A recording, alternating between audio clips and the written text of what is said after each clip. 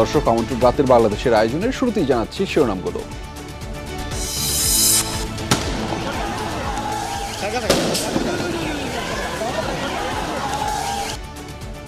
অসহযোগ আন্দোলন ঘিরে সারা দেশে নজিরবিহীন সংঘর্ষ, ২০ জেলায় ৮৬ জন নিহত, বিভিন্ন জায়গায় হামলা, ভাঙচুর, আগুন, ধাওয়া পাল্টা ধাওয়া।